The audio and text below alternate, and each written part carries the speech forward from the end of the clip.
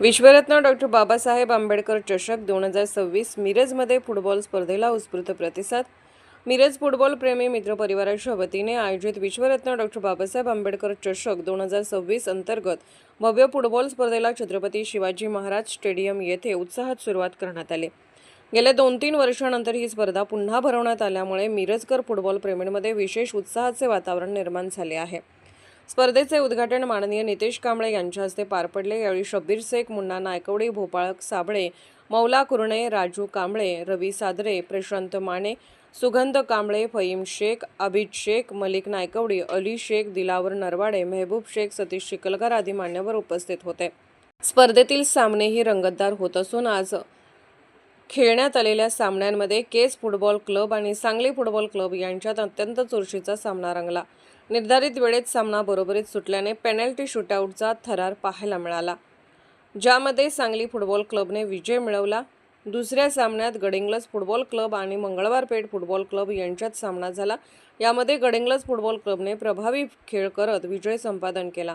15 April 2026 19 April 2026 या कालावधीत सुरू असलेल्या या स्पर्धेत मिरज, सांगलीसह इतर जिल्ह्यातील संघाचा मोठ्या प्रमाणात सहभाग असून सामने उत्साहात सुरू आहेत। नागरिकांचा देखील मोठा प्रतिसाद लाभत असून प्रेक्षकांची उपस्थिती लक्षणीय आहे।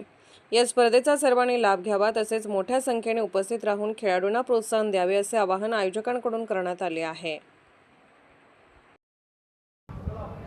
आज विश्वरत्न डॉक्टर बाबासाहेब आंबेडकर यांच्या जयंतीचं औचित्य साधून छत्रपती शिवाजी क्रीडांगणावरती आजपासून फुटबॉल सामन्याचं सुरुवात झालेली आहे।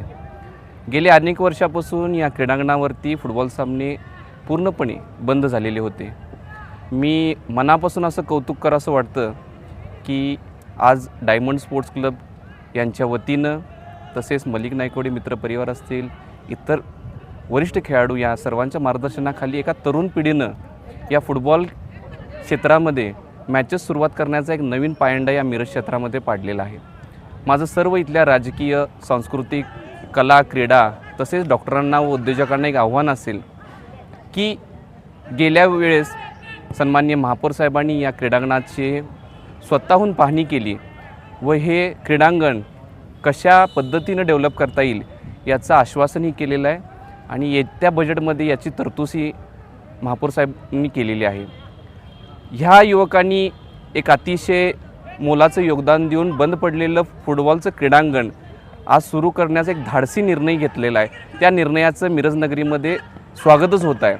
ह्या सर्व उद्योजकांना, मिरजेतील प्रसिद्ध डॉक्टरांना एक विनंती आहे की या मिरजेचे शान असलेलं फुटबॉलचं नेतृत्व सर्वांनी मिळून करावं। राजकीय असू दे, सांस्कृतिक असू दे किंवा क्रीडा क्षेत्रावर प्रेम करणाऱ्या सर्व डॉक्टरांना, उद्योजकांना एक आव्हान आहे की हे क्रीडा, फुटबॉल हे मिरजेचं एक प्राण आहे, ह्या मिरजकरांचा एक श्वास आहे।